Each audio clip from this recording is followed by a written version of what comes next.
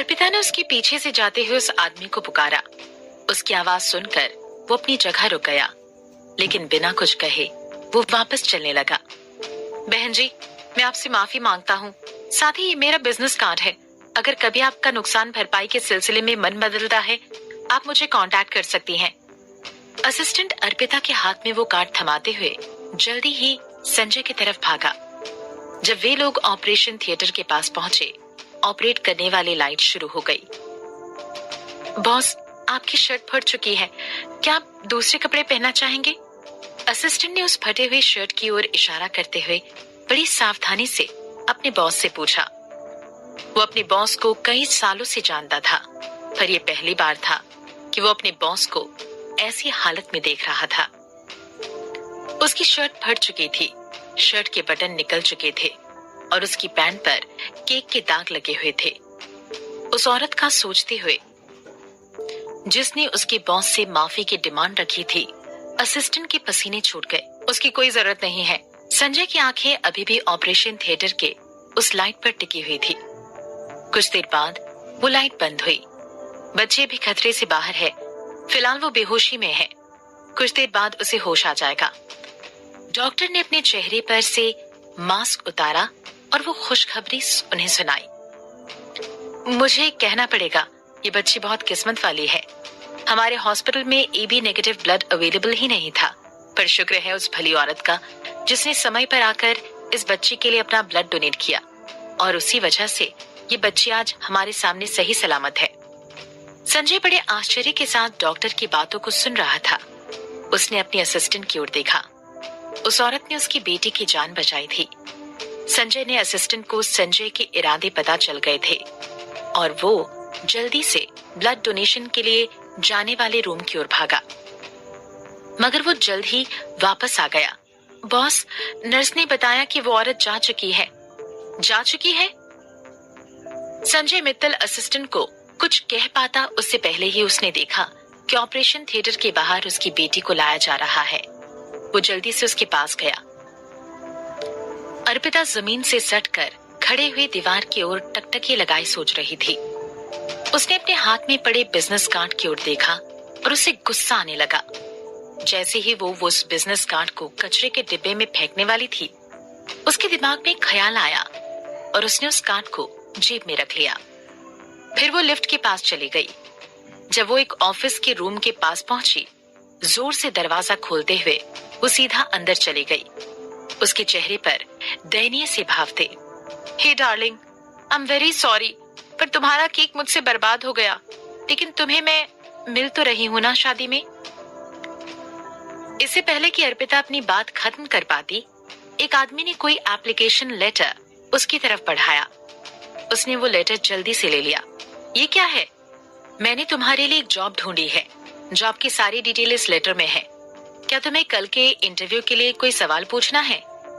एक नौजवान कम उम्र की औरत अर्पिता को देखकर उसे बताने लगी। प्रिया अर्पिता की बेस्ट फ्रेंड थी और साथ ही साथ उसकी सबसे बड़ी क्रेडिटर भी थी। पिछले कुछ सालों में प्रिया ने न सिर्फ अपनी चीजों को कुर्बान किया, बल्कि अर्पिता के लिए उसके कुछ कर्ज भी चुकाए। अर्पिता फिलहाल सिर्फ पैसे कमाना चाहती थी, जिससे वो प्रिया के कर्ज को चुका सके। कोई बात नहीं प्रिया। अर्पिता ने उस एप्लीकेशन लेटर को अपने हाथ में रखा। अपनी चमकती हुई आंखों से प्रिया को कहा, पर तुम्हारे बर्थडे केक का क्या? क्या अभी किसी ने नहीं कहा कि वो शादी में खुद को दे देगी? मुझे अभी याद आया कि जिसने तुम्हारा बर्थडे केक बर्बाद किया, उस आदमी ने अपना बिजनेस कार्ड मुझे दिया है। क्या वो शादी के लिए परफेक्ट इंसान नहीं रहेगा? अर्पिता ने अपने बैग से निकालते हुए वो बिजनेस कार्ड प्रिया के डेस्क पर रखा। अर्पिता प्रिया की ओर झुकी और प्रिया को गाल पर एक किस देते हुए कहने लगी, हे डार्लिंग, मुझे अभी अपनी इंटरव्यू की तैयारी करने जाना है। Happy birthday. और फिर वो रूम से चली गई। अर्पिता अपने उस इंटरव्यू के लिए बड़ी ही लगन से तैयारी की और अगले ही दिन वो सुबह जल्दी निकल गई। जब उसने फॉर्म पर दिए हुए एड्रेस पर पहुंचकर गाड़ी लगाई, तो वो थोड़ी देर के लिए किसी ख्याल में पड़ गई।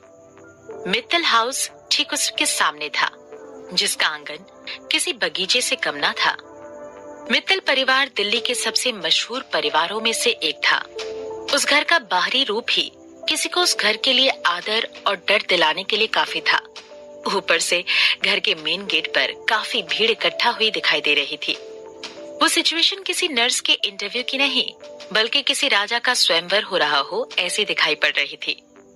अर्पिता ने इंटरव्यू के लिए आने से पहले इंटरव्यूअर पर सारी रिसर्च कर ली थी। संजय मित्तल पूरे दिल्ली शहर का मोस्ट एलिजिबल बैचलर था।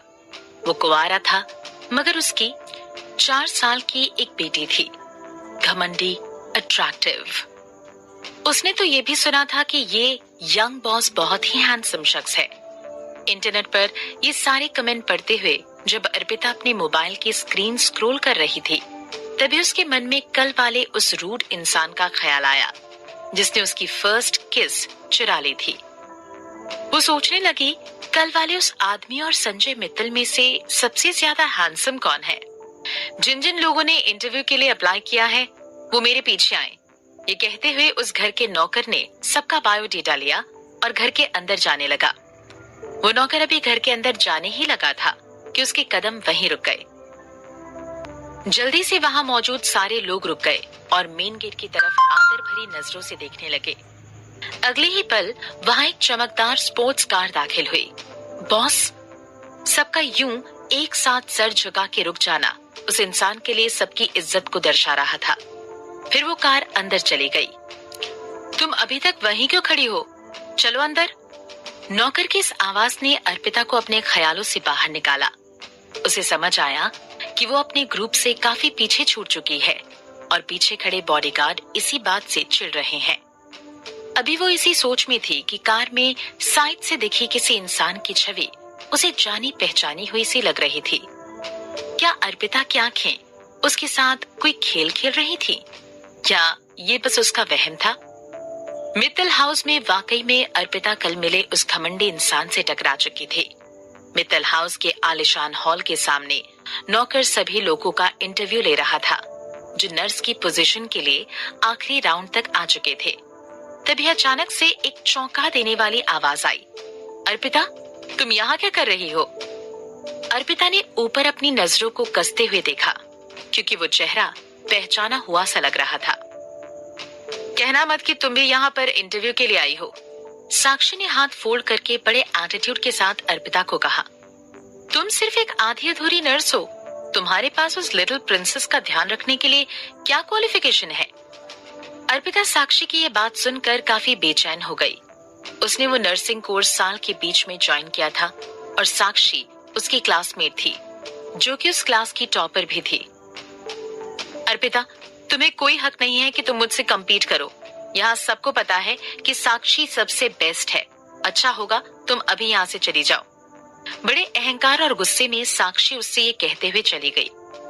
जब से अर्पिता ने वो नर्सिंग क्लास ज्वाइन की थी, तब से साक्षी ने क्लास की सबसे सुंदर लड़की होने का खिताब खो दिया था। इसी वजह से उसे अर्पिता के लिए हीन भावना थी। कैसे ये लड़की सिवाय अपनी सुंदरता के उसे सेम लेवल पर उसे मैच कर सकती है? देखिए सर, साक्षी यहाँ पर सबसे ज्यादा क्वालिफाइड है और परफॉर्मेंस भी काफी अच्छी है, नौकर ने घर के मैनेजर से कहा। अपना नाम सुनकर साक्षी अपनी जगह से सर उठाकर खड़ी हो गई। उसे पूरा विश्वास था कि वो इस इंटरव्यू के लिए सिलेक्ट हो जाएगी। उसकी सुंदर और अभिमानी इमेज उसके सुंदर चेहरे के साथ उसकी प्रोफेशनलिज्म को साफ झलका रही थी। हाँ, कोई बुरी बात तो नहीं है? मैनेजर ने अपना सर हिलाते हुए नौकर को कहा। लिटिल प्रिंसेस बॉस के आंखों का तारा थी। उसे कुछ भी होता तो बॉस पूरे घर को सर पर उठा लेते। इसलिए लिटिल प्रिंसेस के लिए सिलेक्ट होने वाली नर्स सबसे बेस्ट होनी चाहिए थी। अगर लिटिल प्रिंसेस की नर्स को लेकर कुछ भी गड़बड़ होती तो पूरा स्टाफ मुश्किल में पड़ जाता। इस समय तक साक्षी को पूरी तरीके से लगने लगा था कि जीत उसकी ही होनी है। खुशी में झूमते हुए उसने अर्पिता को बड़े घमंड के साथ कहा, अर्पिता, यही भला होगा कि तुम अभी खुद से ही गिव अप कर दो। तुम तो जानती हो यहाँ सबसे बेस्ट कौन है, नहीं तो तुम्हें बहुत ज्यादा बुरा फील होगा। अर्पिता को साक्षी की इस बात का बहुत ज्यादा बुरा लगा। इससे पहले कि वो कुछ कह पाती, उसने नौकर को वहां से उठते हुए देखा। यहाँ तक कि वहां खड़े बाकी नौकर भी बड़ी जल्दी में उठने लगे। ये सीन तो कुछ जाना पहचाना सा लग रहा था। अगले ही पल एक बड़ी इंसान की छवि आंखों के सामने चलकर आने लगी। गहरी और बड़ी आंखें, चेहरे को कॉम्प्लीमेंट करने वाली नाक, ऊंची हाइट, मस्कुलर बॉडी, पतले और लाल होंठ जो कि एक रहस्यमयी स्माइल का शेप बना रहे थे। वो सिंपल व्हाइट शर्ट और ब्लैक पैंट पहने हुए था, सेल्फ कॉन्फिडेंस और जोश से भरा हुआ। उसका लुक काफी इन्फ्लुएंशियल था। एक परफेक्ट चेहरा जो कभी कोई देख ले तो कभी उसकी नजरें उस चेहरे को भूल ना पाए। अर्पिता उस समय तक दंग रह चुकी थी, अपनी और उस आदमी को आता देख।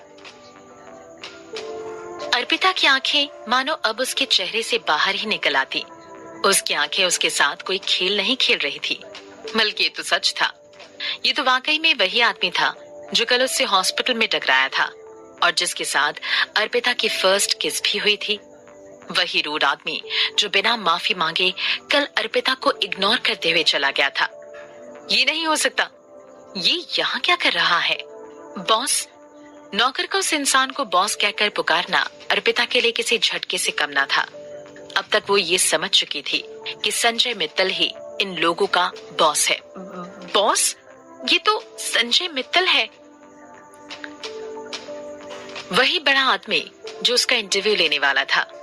अर्पिता ने कल हुए उस इंसान के साथ अपने छोटे से तनाव को याद किया और भीड़ में खुद को छुपाने लगी कि किसी तरह वो वहां से निकल सके। इतनी बड़ी तकरार होने के बाद वो कैसे उस इंटरव्यू को क्लियर कर सकती थी? उसे पक्का भरोसा था कि वो इस इंटरव्यू को क्रैक नहीं कर पाती। अगर उसे कल पता होता कि इंटरव्यू लेने वाला ही संजय मित्तल है तो वो जल्दी से अपना केक उठाकर उसकी नजरों में आने से पहले वहां से निकल जाती। उसकी जगह वो सेंसिबल होकर उस टकराव को गलती समझकर जाने देती। मेरा आपकी ओर ध्यान नहीं था, इसलिए मेरा गिरना तो तय था। मैं माफी चाहती हूँ, आप जाइए। ये कहकर वो आगे बढ़ सकती थी, मगर ऐसा कुछ नहीं हुआ।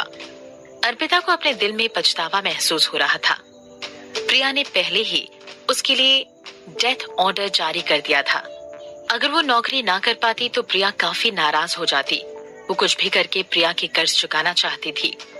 अब तो बस वो यही उम्मीद कर सकती थी कि संजय मित्तल उसके पास से गुजरा है और उसने उसकी तरफ देखा नहीं है या उसका ध्यान उसकी तरफ गया नहीं है। बिल्कुल सही, संजय मित्तल कंपनी का एकमात्र चेयरमैन था। तो फिर क्यों एक छोटे से नर्स की इंटरव्यू के लिए वो इतना परेशान होता? शायद वो बस वहां से गुजर रहा होगा। अर्पिता अपने मन ही मन भगवान को याद करने लगी थी। वो कैसे भी करके इस इंटरव्यू को क्लियर करना चाहती थी। उस आदमी को देखने लगी जो हॉल के अंदर एंटर कर रहा था। जैसे ही उसे लगा कि संजय मित्तल अब हॉल के अंदर एंटर कर रहा है, वैसे ही उसने अपने कदम मोड़ लिए और वो नौकर की ओर जाने लगा। ये सब लोग क्या कर रहे हैं? बॉस, ये सब लोग लिटिल प्रिंसेस की नर्स के इंटरव्यू के लिए आए हैं। नौकर ने सिर झुकाते हुए संजय मित्तल को कहा। वो नर्स जो उसकी लिटिल प्रिंसेस का ध्यान रखेगी। संजय मित्तल ने अपनी आंखें कसी और मुड़कर वो हॉल के एंट्रेंस की तरफ जाने लगा। उसके पतले लाल होंठ कहने लगे, क्या तुमने अभी तक किसी को सिलेक्ट किया है? बस 2 लोग हैं जो अच्छे हैं। एक का नाम साक्षी है और दूसरी का नाम अर्पिता। उनके क्वालिफिकेशन काफी अच्छे हैं और उनका नॉलेज भी अच्छा है। बॉस, आप खुद ही उनका इंटरव्यू लेकर क्यों नहीं तय करते? नौकर ने उन दोनों लड़कियों का बायोडेटा संजय मित्तल को दिया और उनकी तरफ इशारा किया। जैसे ही साक्षी ने अपना नाम वहां सुना, वैसे ही वो सामने की ओर चली गई। सर को ऊपर उठाए वो सामने की ओर देखने लगी। वो नहीं चाहती थी कि वो संजय मित्तल की नजरों से गायब हो। जब संजय मित्तल ने अपनी नजरें साक्षी की ओर की, वहां मौजूद सारी लड़कियां जलन के मारे फुसफुसाने लगी। ये दिल्ली शहर का मोस्ट एलिजिबल बैचलर था, संजय मित्तल। अपना चेहरा संजय मित्तल को दिखाने के पहले खुद को अच्छे से प्रिपेयर कर लेना चाहिए ताकि ये इंटरव्यू यादगार हो। अर्पिता ने देखा कि संजय मित्तल अब जा ही चुका था कि वो वापस मुड़ा। उस पल में अर्पिता का दिल निराशा से डूब गया। फिर जब उसने सुना कि नौकर ने संजय मित्तल से रिक्वेस्ट किया है कि वो साक्षी और अर्पिता में से किसी एक को चुने, उसे अपने सपने मिट्टी में मिलते हुए दिखने लगे। अब बेस्ट तरीका यही था कि वो अपना चेहरा छुपाए रखे, जिससे 50% चांसेस बनते थे कि उसे ये जॉब मिल जाएगी। यही सोचकर ना अर्पिता आगे बढ़ी। उसने अपने आप को भीड़ में छुपा लिया और अपना चेहरा ना दिखाने की जद्दोजहद करने लगी। साथ ही आई कांटेक्ट भी अवॉइड करने लगी। अर्पिता अर्पिता नौकर ने कोई रिस्पॉन्स ना आने पर वापस अर्पिता का नाम लिया। बॉस तुमसे मिलना चाहते हैं। वहां क्यों सपने देखते हुए खड़ी हो? चलो जल्दी आओ। अर्पिता भी छुपने की ही तरीके ढूंढ रही थी, लेकिन उसके सामने खड़े लोगों ने उसकी ओर इशारा करते हुए उसके लिए रास्ता बना दिया, जिससे उसे आगे जाना ही पड़ा। जब उसे अपने हॉल के अंदर होने का होश आया, उसने देखा कि वही गहरी आंखें उसे देख रही थी।